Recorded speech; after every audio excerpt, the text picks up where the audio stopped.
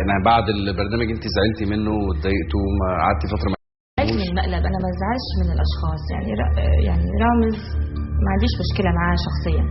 انا بزعل انه مثلا حد بيعمل مقلب عشان يجيب نسبه مشاهده عاليه، ولا تفرق معاه مثلا انت نفسيتك حصل ايه فيها. انا لحد دلوقتي وبجد مش بهزر، يعني مش دلوقتي بمثل يعني وبخلي الناس انها تتعاطف معايا، دي الحقيقه.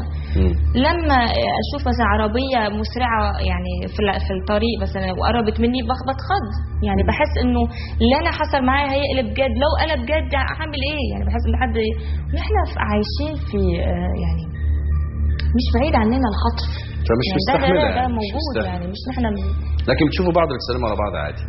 عمري ما عدت شفته من بعد لكن لو شفتيها بس لما عليها عملنا المقلب تعشينا مع بعض بعديها. والله تمام. وفريد عدى الموضوع كان متعصب هو جامد يعني. لا بس بعديها خلاص، يعني هم حرام هم اعتذروا في الاخر يعني كتير وكده. وانا عايزه اقول حاجه، انه انا بجد لو ما كنا في مصر كنت رفعت قضيه عليهم كلهم، بس انا خفت الشعب المصري يزعل مني عشان انا لبنانيه وبرفع قضيه على مثلا ناس مصريين. انا بالنسبه لي فضلت ان ما زعلش الشعب المصري مني عشان 29 فنان مصري ما رفعش قضيه على الموضوع ده. بس انا ما يحصلش، يعني مش كل الناس تقدر تعمل فيهم مقالب. يعني انا ست قلت لهم لو كنت حامل وحصل اللي معايا اللي حصل مثلا كنت يعني كان مصيبه صح.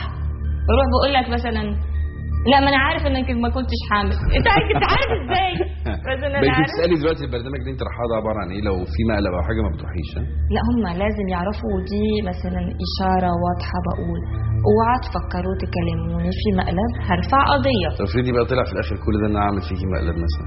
لا ما انا متاكده ان ما فيش مقلب. عارفه انت اتفرجتي على البرنامج واتاكدتي وانا مش هعمل فيكي كده. ما دي ما فيش مقلب يعني، هنا في كل الناس مفيش حاجه بتخض يعني بتخوف. كارول سماح لما عملت الشحروره ايه رايك؟